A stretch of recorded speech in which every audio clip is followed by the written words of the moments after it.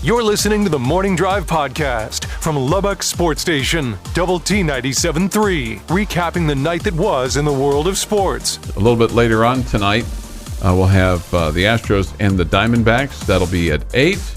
And then the Rangers playing at Seattle tonight. And also bringing some humor to your day. Was it pretty big?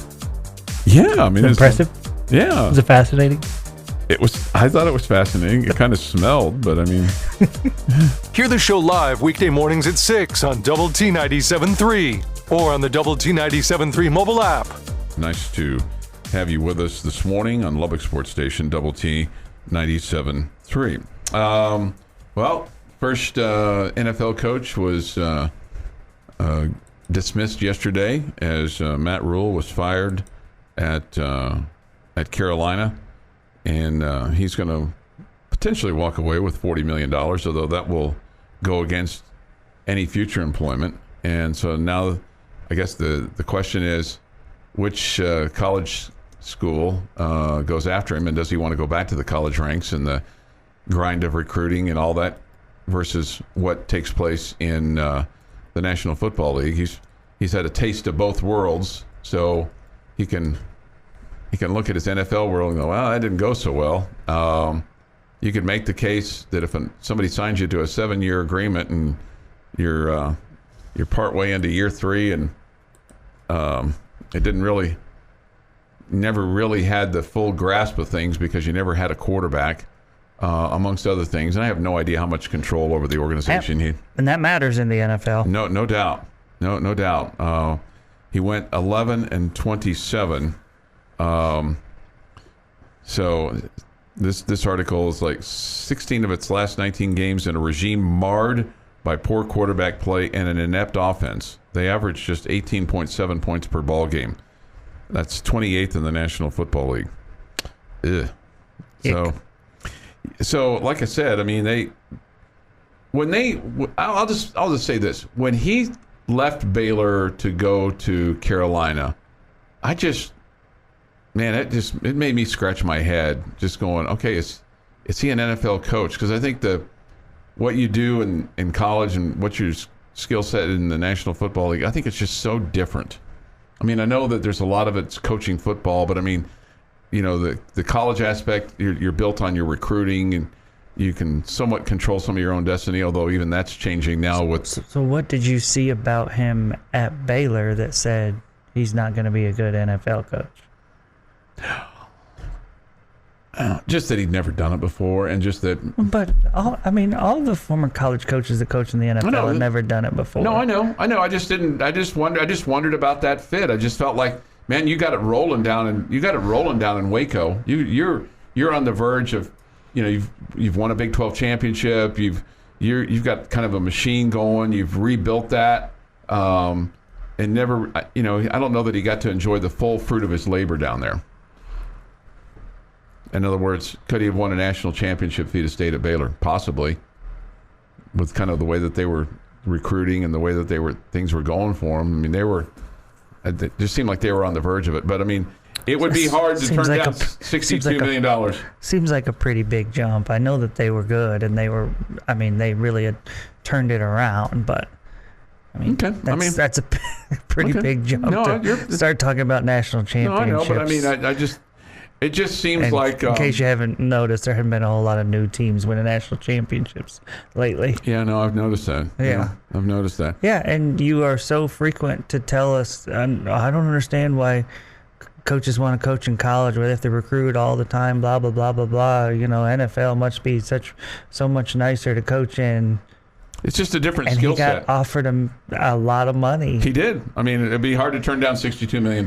Yeah, and you're never going to know if a guy is the guy that can make the transition until you make it. No, you're right. The question is, did he get a fair shot?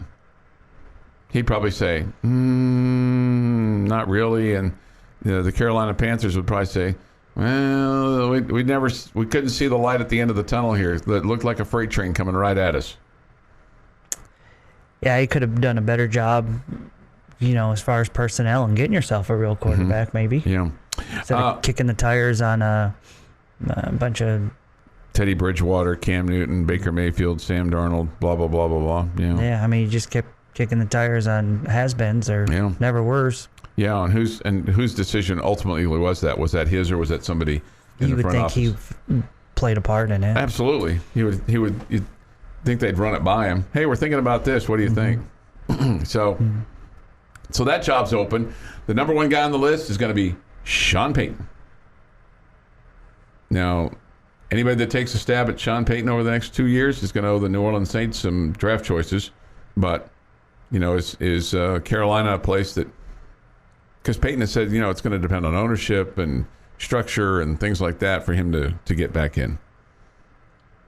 So we shall see. The other question is, does Matt Rule go to Nebraska? Does he go to Wisconsin? Does he go somewhere else? Or does somebody... I would if I was him. Where would you go? Of those two? Yeah. I'd go to Wisconsin. Seems to be a better structure, doesn't it? Just feels like they've had more success in recent years. Yeah. The question I would have is, why did you force Paul Chryst out the door? Although there's been a couple things where, couple things that I've read about the Wisconsin situation were that they didn't have a director of recruiting and their recruiting pipeline seemed to be disorganized. Although the guy won 67 ball games. But it's like the last couple of years that there have been some kind of budget things that wouldn't allow him to hire who he wanted to hire, apparently, in terms of recruiting. I apologize. I just haven't dove deep into what's going on at Wisconsin. Just a couple of headlines I read. I think there were a lot of people across the country that said, why would you fire a 5-2 Matt Wells? Was it 5-2? Oh, no. He was. What was the record after K-State? I think it was 5-3. Okay, 5-3. But I mean, Matt Wells, why would you fire a 5-3 Matt Wells? Well, and those are people that didn't know what was going on. Sure. Okay, and so I'd probably say that there's probably things that we don't know about that the folks at Wisconsin no doubt feel like this was well deserved. No doubt. You don't know. It just seems like he had a little bit more street cred and had a little more skins on the wall than what Coach Wells had here. That's 100% fair. Yeah, okay. You're right. That makes a good point. I mean, his level of previous success, it's pretty high. Put some skins on the wall, whereas Coach Wells really hadn't done that here. At least at Nebraska, I mean, and in both those places, I mean, Big Ten schools and, obviously tradition, although the tradition at Nebraska lately has been, hey, we have this legacy here. Yeah, but over the last, basically since they went to the Big Ten, they really haven't done a whole lot. So do they have the money? Do they have all those things? Somebody says he may wait for Auburn to open up. That's a bat blank crazy place to go to work, especially if you're not from there. Oh, no, I never worked there, man. Okay. It's in the SEC. Yeah. They got some good money there. They do. They do. I mean, it's a little bit difficult to win in that conference. They got two names there, though. I mean, it's always confusing. Are they War Eagle or are they Tigers? Yeah, but they have their big War Eagle thing, though, too. At the war, that eagle when it comes in, that's pretty cool with the ball. It's really confusing here. Are we Red Raiders or are we Matadors? I mean, they got a a guy in a cowboy hat, but then they run a horse around. Which are they? I mean, who are they? It just seems like they have a bit of an identity, though. There's some people down there is like they're more War Eagle than they are Tigers. Oh yeah. Yeah. These people in Lubbock, I mean, they don't know whether to say guns up or wreck them. I mean, they're just confused. Well, if you say guns up in the airport, it's a bit problematic. You have to be careful on that. You watch. I would think Auburn's a pretty good job to take, too. Okay. Any of those three will be good. And there may be others. Maybe he'll go to Kansas after Lance Leipold. I don't think that guy's going from one of the other places. I don't think that guy's going anywhere. It's so funny because This is the difference between what you have going on here and what's going on up there. There's like Jesus Returns kind of headlines over their $300 million renovation of Memorial Stadium. So that's for the whole thing, and we're like spending $200 down here for the south end zone. So I mean, it's just it did make me kind of laugh out loud. I mean, yeah, they need to spend some money on that place. But like 300 million is going to like change the world. And we're like, okay, 200 million is the south end zone, little sliver, and the football building. That's the difference. That is a whole building, though. Like the football building is a complete. I know, but they're talking about 300 million for the whole thing, and we're talking like 250 for the south end zone and a new football building, and they're going to redo their football building too. So I don't know. Maybe the money goes further up there. I have no idea. Your morning dose of coffee and sports. This is the Morning Drive Podcast from Double T 97.3. Catch the show live weekdays from 6 to 9 on Double T 97.3 FM or on the Double T 97.3 mobile app. Time for this day in sports history. Today is the 11th day of October 2022. God, we're a third or more of the way through this month already. Time for this day in sports history. Here is Jeff McGuire. Gonna start us off in 1911. Ty Cobb and Frank Schulte are named the inaugural MVPs for the American League and National League, respectively. Their prize? A new car! I saw a picture of Ty Cobb, dressed in like a tie, older Ty Cobb, with his arm around Mickey Mantle. They were just talking, and Ty Cobb looked like he was trying to impart some advice on Mickey Mantle, and Mickey Mantle had the look on his face like going, "What do you know, old man? You know, who are you? Who are you?" I mean, it's kind of like, I'm Mickey Mantle. It was just the weirdest kind of look. 1923, a pair of Babe Ruth home runs in the fourth and fifth innings is the difference as the Yankees beat the Giants 4-2 at the Polo Grounds to tie the World Series at 1 game apiece. 1927, New York Yankee first baseman Lou Gehrig is named the American League MVP, despite his teammate setting the single-season home run record of 60. Babe Ruth. Ruth, as a former winner, was not eligible. Was not eligible? Not eligible. Because he's won one. Wow. I think he was the reigning AL MVP. Okay. Well, there's a lot of guys on that 27 Yankees team that could have been named the American League MVP, right? It's like they were really good or something. Yeah. Apparently so. I never saw him play, but I heard they were all right. 1968, Major League Baseball star Billy Martin named manager of the Minnesota Twins. Did not end well for him. Wait until tomorrow where he's fired for fighting with somebody. 1971, Baltimore third baseman Brooks Robinson set a baseball World Series record, reaches base 5 straight times in the Orioles' 11-3 win over the Pittsburgh Pirates in Game 2 at Memorial Stadium. He was a vacuum cleaner. I saw a picture of Brooks Robinson the other day and made me sad. He made me sad. They were honoring him, and he had his Oriole jersey on. And he looked like he hardly weighed anything. He looked old, and it just made me sad. It's like, man, don't show me those pictures anymore.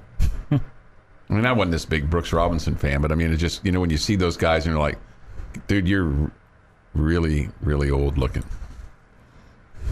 So don't do that to me. Like, don't bring me back for a retirement day and show me to everybody, 10, 20 years from now. And like, man, he looks awful. Okay. All right. Note taken. I was just trying to be funny. Okay. Well, now we know. Yeah.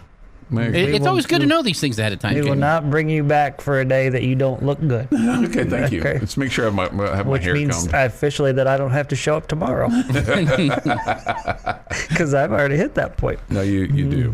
Yeah, I've already passed that point of not looking good anymore, Chuck. No, you look great, man. You look like you could still hit it out of the park.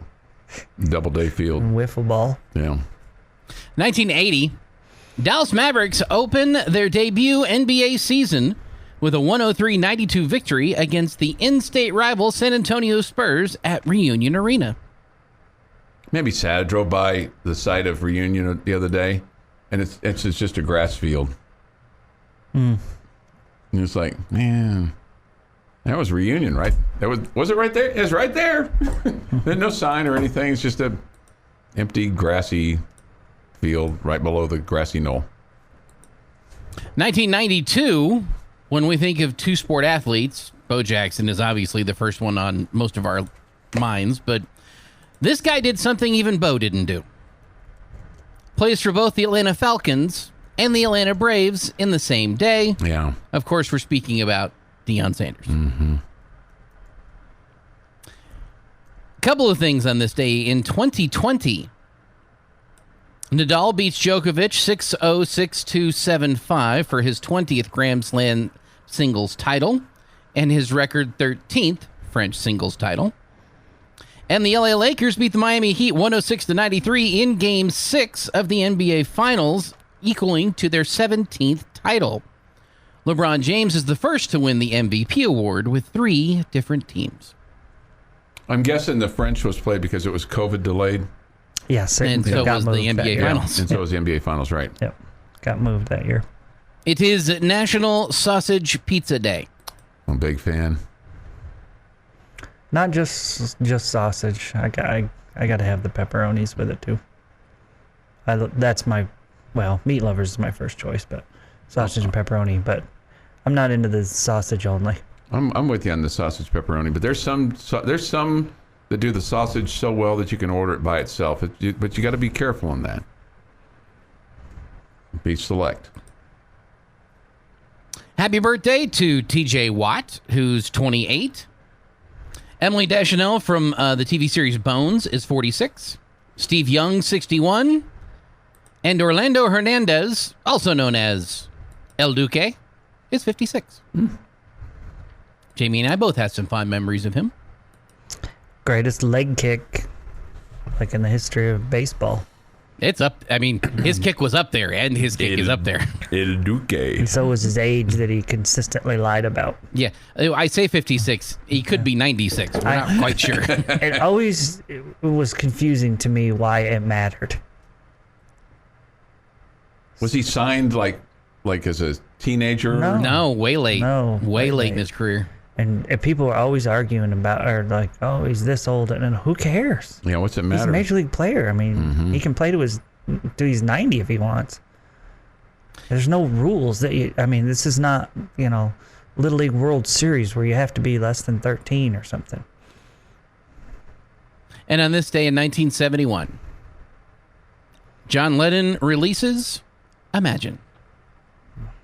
And that is this day in sports history. All right, 6:52 this morning here on the Morning Drive. You know what that means? There you go. Time for our secret word. Double T 97.3 and the Home Zone teaming up to give away $10,000. They make your house a home every day over there. All you have to do is listen right now, 8:45 and 4:45, secret word. Go to doublet973.com, enter it in.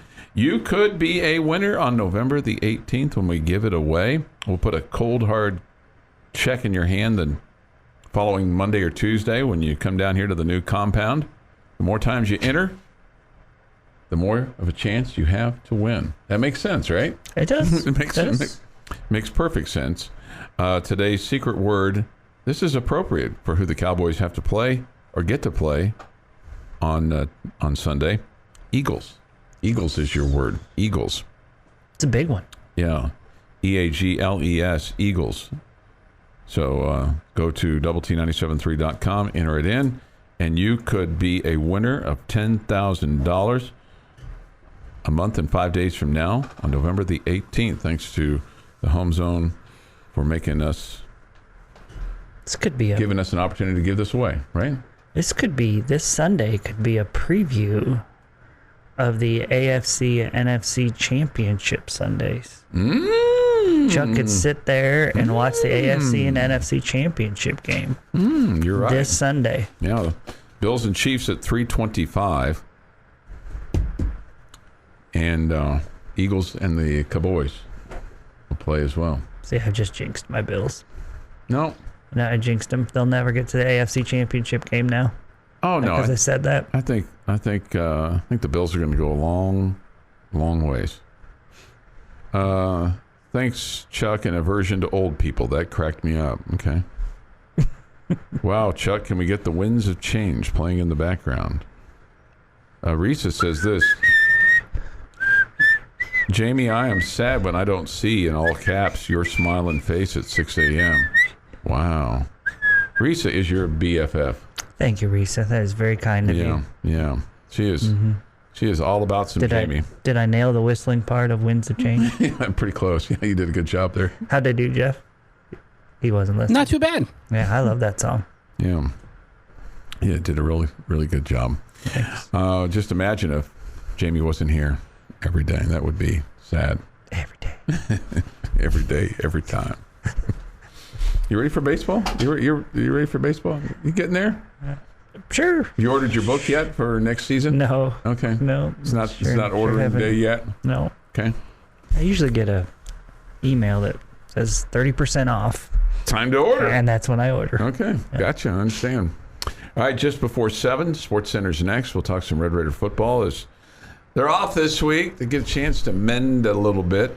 They'll host West Virginia a week from Saturday. Your morning blend of sports. K-State is coming off a big win over Oklahoma. Of course, the Red Raiders off their 37-34 overtime win over number 22 Texas. And humor. Sure to tell them that. You suggested that. And, of course, they got a big laugh. This is the Morning Drive Podcast from Double T 97.3. Catch the show live weekdays from 6 to 9 on Double T 97.3 FM or on the Double T 97.3 mobile app.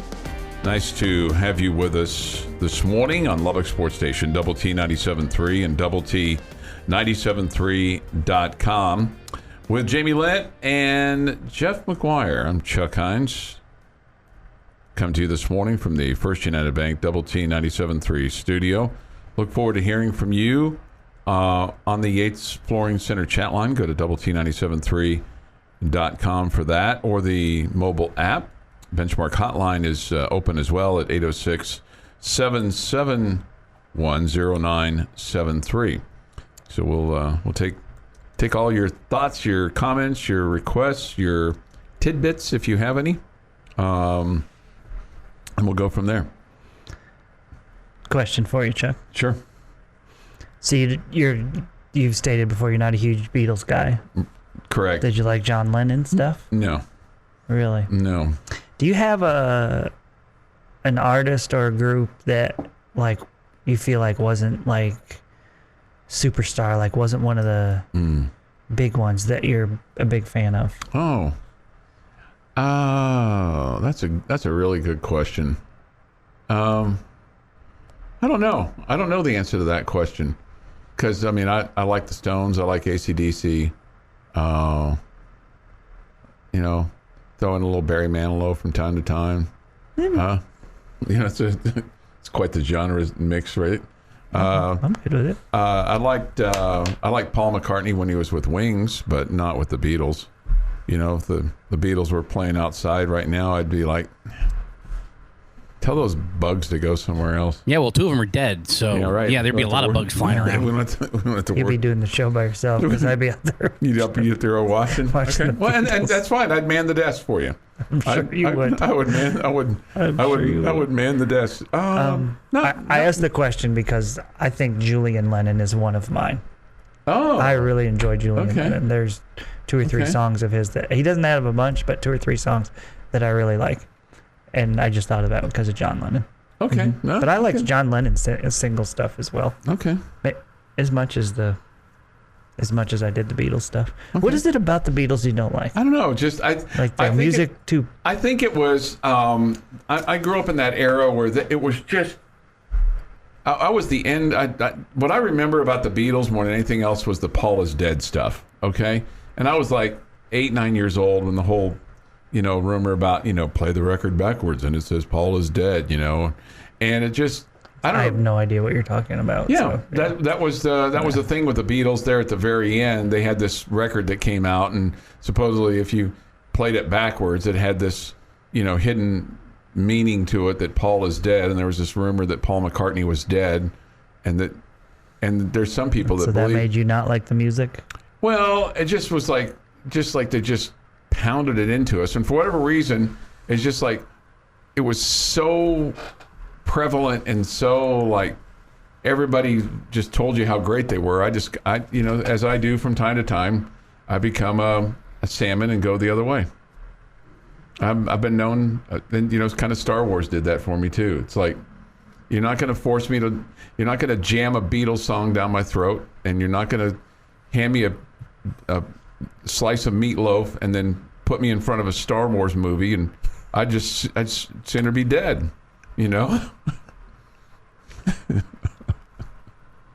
I've eaten all the meatloaf I'm ever going to eat.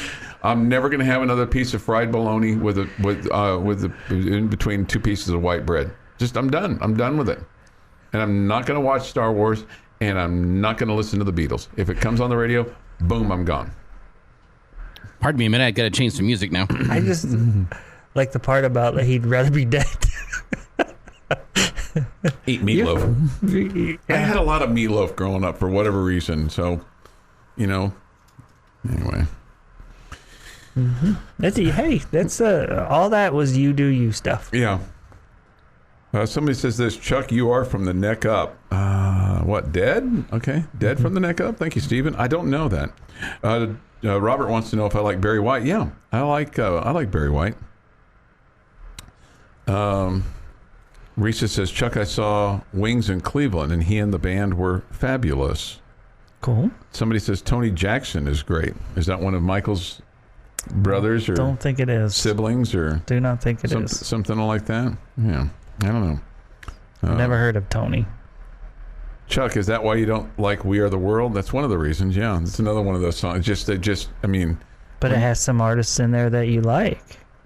But they just jammed it down your throat. I don't like that. It was jammed down everyone's throat. I was loving everything. Yeah. I mean, every time it came on the radio, I was excited. Whitney Houston, I Will Always Love You. Celine Dion, My Heart Will Go On. Fantastically good songs that I can listen to now. But there was definitely a stretch where every time I turned on a radio, I heard one of those two songs, and We Are the World is in that. That We Are the World thing, man, alive. They just would not. And when they made everybody in every radio station, I was working at one, play it at the same time, at the same minute, at the same second, and you had to sync it all up, and all the music people were all geeked up about it. It just made me want to throw up in my mouth. I probably did. I probably did.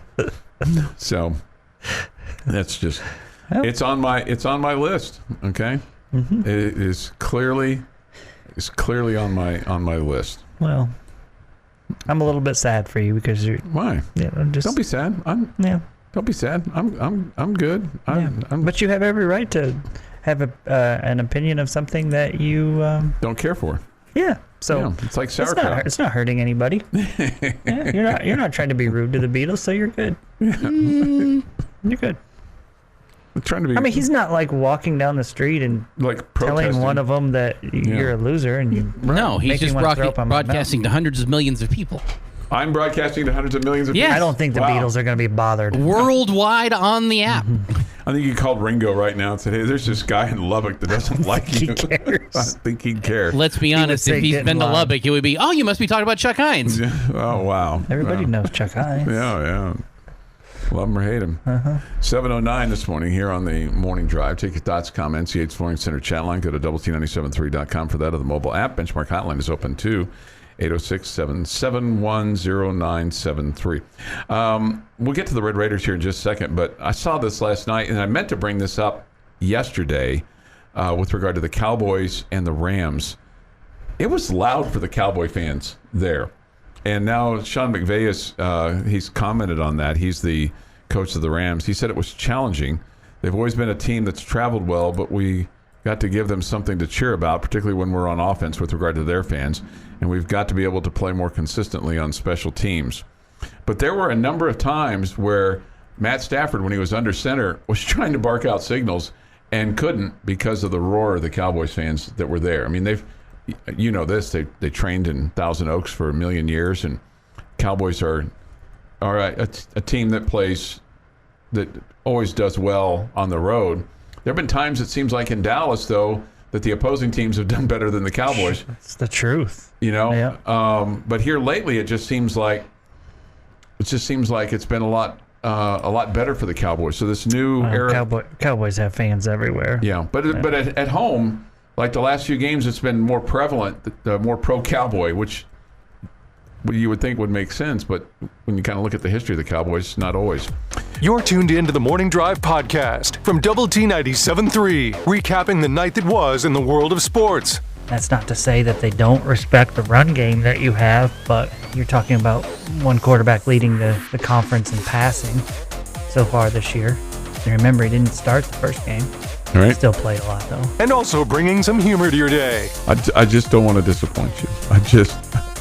As much as I disappoint you, I don't want to disappoint you in some things that you expect from me. Hear the show live weekday mornings at 6 on Double T 97.3 or on the Double T 97.3 mobile app. Jamie's question of the day on Double T 97.3 is presented by Bizarre Solutions. Call them today for a free cybersecurity audit.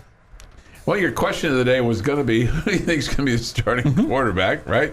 We answered that. And Chuck asked such a good question there that I'm going to let him ask the second question, too. I'm going to ask it, but he made the suggestion. Okay. I think it's because he listened to the bottom line yesterday, and my guess, knowing Chuck Hines, he's like, oh, Jamie asked a better question on the bottom line than he asked on the morning drive. I wanted to answer that question. I didn't get to answer that question. Actually, So Chuck is now wanting me to ask the same question. Actually, I didn't hear you on the bottom line yesterday. Oh, you didn't? I didn't. Oh. I was asked the question that you're going to ask me by the host of the End of the Bench, Jeff Haxton, after he got off the air, because apparently he got roasted for his answer. So I thought, well, that'd be Okay. That's interesting. I'll have you let me know what he said. What did he pick Oklahoma State for the first 5 spots?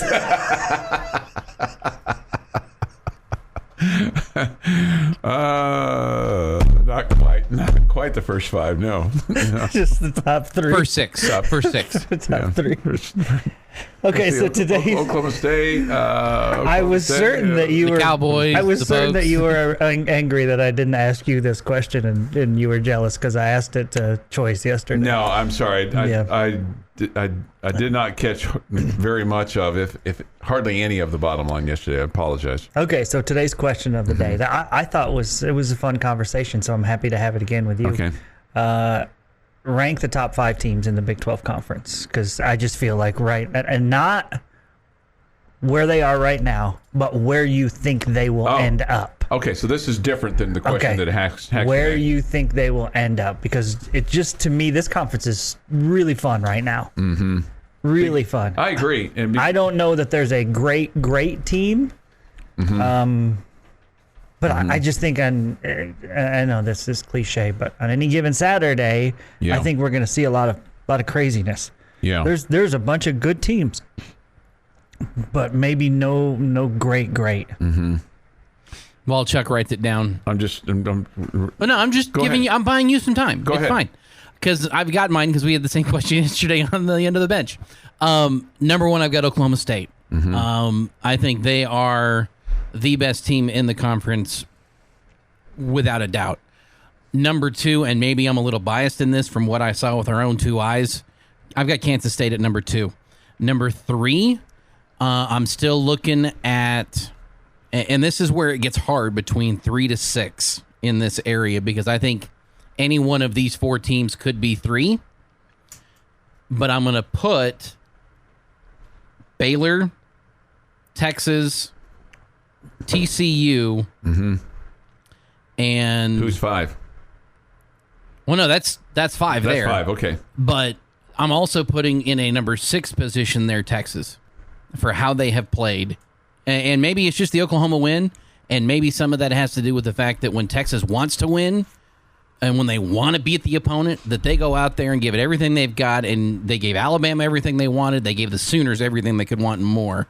But for everybody else, that they're just like, yeah, okay, we're Texas, we'll go out there, and that they don't play as well. So I'd put Texas probably at the bottom of that 6, but I could see Texas being 3 by the end of the season as well. Wow. The Red Raider 2 Guns wanted to know what's in your coffee, and I'm beginning to wonder as well. Just sugar. Okay. Same as every day. Here's my top 5. This is end of the season. Do you think this is what you're predicting? Yeah. Oklahoma State will win the Big 12. I think Texas will be number 2. I think they'll play for the right to win a Big 12 championship. Then Baylor's 3. TCU's 4. Reluctantly, K-State 5th. Okay. Reluctantly, K-State 5th. No, you know what? I'm going to take K-State out of there. Put OU in there. I think at the end of the day they'll have a little bit of pride, and K-State will be there at number 6, 2, 4, 6. Yeah, K-State 6. That's my top 6. Heck, I might even put KU at 6 over K-State, but I'll stick with your 5. Okay, I'll just answer the question. No, that's fine. Okay. I'm so disappointed. What are you disappointed in? Chuck and I have the same top 3. Oh, that's what you were shaking your head at. OSU, Texas, and Baylor. I think Texas is a good football team. Quinn Ewers is a difference maker. There's no doubt, yeah. Quinn Ewers is a difference maker. I think they absolutely could play for and win the Big 12 championship. I'll be anxious to see that matchup with the Cowboys and the Longhorns. I hope they both lose, but that should be a really good football game. Kansas State, I have at number 4. I've got the Texas Tech Red Raiders at number 5. You have played the toughest part of your schedule. You have played the toughest part. I mean, I know I am not trying to downplay TCU. Mm-hmm. We thought they had a fantastic win against Oklahoma, and I'm not saying it wasn't a really good win, but Oklahoma showed that maybe Oklahoma's not very good. It could be one of those deals where Texas, everything just worked for them too last Saturday. I don't know. Yeah, I think Oklahoma's going to end up better, but I don't think they're going to be near the top. I don't think they're going to finish last. I think that's going to be West Virginia. Mm-hmm. But look at the Red Raiders' schedule. They've played, I mean, besides Baylor, mm-hmm. I mean, they have played the toughest part. You went through that stretch, going 2-3 against the 5 straight top 25 teams. I think you have a chance to win 4 games the rest of the way. And I think that will put you in the top 5 in the conference. I mean, yes, I'm a homer. Okay, I get it. No, but I mean, I didn't really realize that until I started looking at the schedule yesterday. Mm-hmm. And as I've said all along, you could win every one of them, but you could lose every one. Yeah. They're all good enough. Yeah. They're all good enough to beat you. But I don't know. I think you could go 4-2. I really do. And I think 4-2 will get you the 5 spot in the Big 12 conference. Who are the two that, if you were to just pick them right now, who would the 2 be? I think I had penciled in Baylor. Mm-hmm. And hang on one second. Baylor's the most likely, definitely. I'm not going out on a limb there. I mean, at TCU, probably. That'll be a tough game. Probably. Mm-hmm. That'll be a tough game. I mean, but obviously because Kansas and Oklahoma are at home, I think you have a much better chance there. Mm-hmm. And again, I think both of them could be good enough to beat you as well. At Iowa State's been a tough place, but man, their offense is yeesh. Anemic. Yeah. And here's the question I would have, and it'll be interesting to see. It'll be interesting to see what happens Saturday when Iowa State goes to Texas. Does Texas just beat the bejesus out of them, or does Iowa State's defense allow them to be in the game?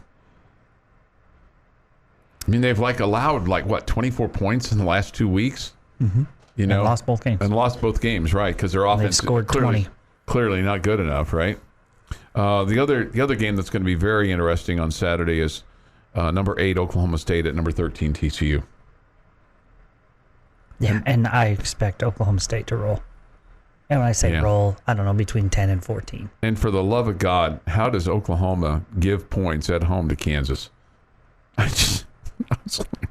The world is upside down. Well, one team just lost 49-0. I understand and the other that, team but is they're 5-1. But they're Oklahoma. I mean, in the history of ever, that Okay, did you see the game last week? I did, but I mean, they had running backs playing quarterback. Yeah, I understand that. It's just, I literally don't know the last time. It's been a while. It might have been 2007, the last time KU won at Oklahoma, or the John Blake era.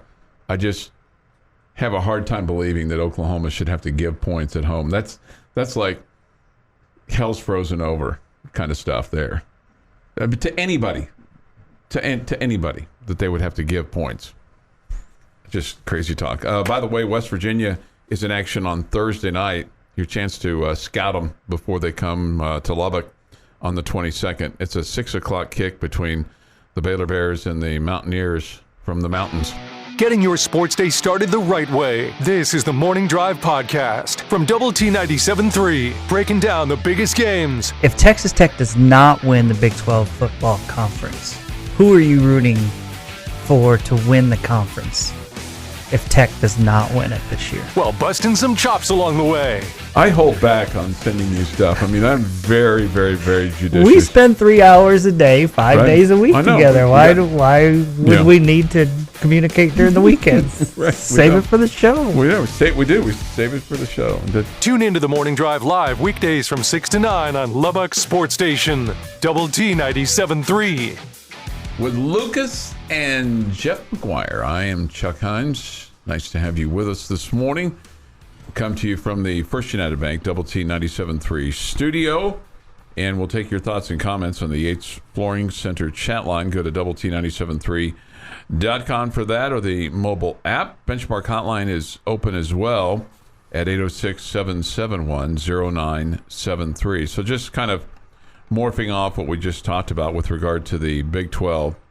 We're 3 games in, and you got 6 to play. Currently, the standings look like this. Kansas State is 3-0. Oklahoma State 2-0. TCU 2-0. KU and Texas are both 2-1. And then Baylor is 1-1. The Red Raiders are 1-2. West Virginia's 0-2. And then Iowa State and Oklahoma, who'd have thunk that, are both 0-3. The thing about it is, you look at the stingiest of all the defenses. It's a team that's 0-3, Iowa State. They've only allowed 82 points. Yes, but their offense has not scored Anemic. that many at all, I feel like. 139 is what they've scored this year. So I'm going to steal a question from Jeff Haxton yesterday. All right. Because I think it's a really fun question. Mm-hmm. Who has the best win so far in Big 12 play?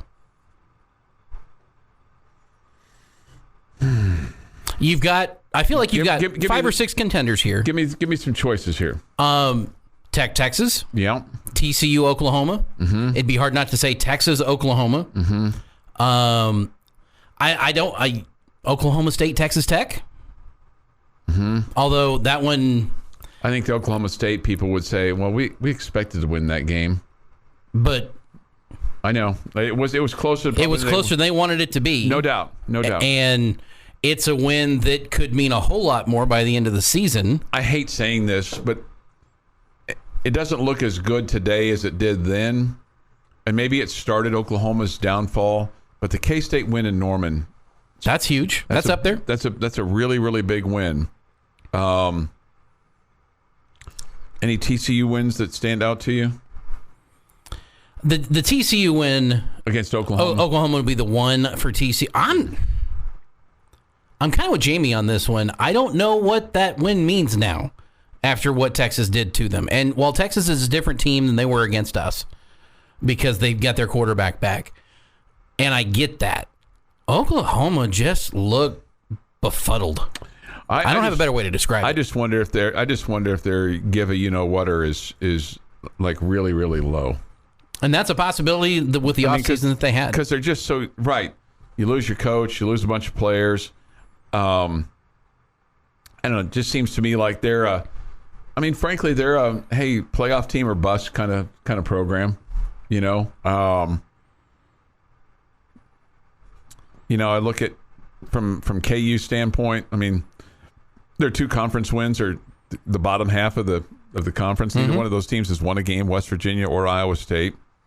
So, good one off the chat line, Oklahoma State at Baylor. Mm-hmm. That's a good that could be a good one. I think all of these are good contenders. Mm-hmm. I tend to lean toward with what Haxton and I kind of came up with yesterday, that it might be Texas Tech over Texas. Yeah, I wouldn't be mad at that. No, I wouldn't be mad at that. I'd take a couple more just like it. Actually, well, because it's not. I mean, it's not like they played with some intramural quarterback, right? And they had their 2 stud running backs available. They had their receiving core available. So they got beat, and So I would probably say, in unison, the Tech win over Texas and the K-State win over Oklahoma, because I think that started the downfall for Oklahoma. I think they just kind of look at this and go, "No, screw it." Lost season, right? Might as well go into the off season now. To heck with it. So the question is Venables gone at the end of the year now? No, if that's the case, because then he lost his team. No, I don't think so. Not by any stretch of the imagination. I think I think they had a lot of things. Certainly don't put me in a position where I've got to cape up for Brett Venables and or Oklahoma. No, but it's kind of fun when I do. Yeah, I feel like I've been painted into a bit of a corner here. So I'll just say this. I don't think so, but you're always on the hot seat if you're at Oklahoma. Now, here's the question. Is Brett Venables a reincarnation of Gary Gibbs? Because he doesn't look like Bob Stoops. No. Okay. He doesn't look like doesn't look like Lincoln Riley, and doesn't look like Barry Schweitzer. And I always mispronounce his name on purpose. Okay. That's the former Cowboys coach as well, Barry Schweitzer. Yeah. Who you and I could have coached that Cowboy team. Didn't say we couldn't. Didn't say we couldn't. You let Troy Aikman and the defense do what they needed to do. I didn't like it. I didn't like that year because Brad Sham wasn't the voice of the Cowboys that year, and Barry Schweitzer was the head coach. I just didn't. See, I didn't like that year because you weren't coming off of a Super Bowl win like you were the 2 years before. Yeah. Well, I just didn't like that. I also remember the San Francisco game and the NFC Championship game where you spotted them 21 points and still almost came back and won the game. Almost came back and That's how good that team was playing on the road in San Francisco in the mud. At Candlestick. And still almost won. 21-0 left after 7-8 minutes in the first quarter and almost won that game. Small Town Raider says we were on QB2 as well. Yeah. Oh, sure. Yeah. And that's the point I keep making with the Texas game, like a lot of other Red Raider fans do. It was QB2 for a lot of teams that week. It was QB2 for both of those two teams that week with the Tech and Texas game. At the time TCU blew Oklahoma's doors off, it was a huge win. Yes. Just like it would have been if it had been Tech with that win. Yes. Agreed. So, anyway, so this week you'll have Baylor and West Virginia on Thursday, KU at Oklahoma, 11 a.m. kick on Saturday. I just feel like after they got their absolute tail whooped, that Oklahoma's going to come back. We'll find out. If Oklahoma comes back with a vengeance, then you'll say, okay, have a pulse. Their coach is able to kind of get the paddles out and restart the heartbeat of the team, okay? With a little electric shock. Right. Yeah. Got it? It took me a second to remember which paddles you were talking about after Oklahoma State with their paddles. Sure. You're good. And then it'll be interesting to see, does Texas blow out Iowa State, or does Iowa State's defense rise up and force kind of Texas to play at their level? I think that is the most interesting game of the week. To me, the most interesting game of the week, I think, is Oklahoma State and TCU. Because it's two ranked teams. I'm not buying I know I probably should. Like, I get that I should. There's a reason they've got a ranking. There's a reason they're undefeated. Buy some TCU. I can't buy into TCU yet. See, here's the deal. The KU TCU game made me kind of buy into both, because I didn't know how good KU was, and I'm not saying they're great. Okay, they're not great, but they got 5 wins. But a couple of them are like, and then the 2 Big 12 wins. But I mean, when you kind of look at their history and what's gone on there the last 10, 12 years, it ain't been much. If they were to go in and beat Oklahoma, then I'd say, okay, maybe they are a 7 or 8 win team. I don't expect them to. And I expect TCU to play Oklahoma State to the bitter end. You've been listening to the Morning Drive podcast from Double T 97.3. For more from Lubbock Sports Station, go to doublet973.com.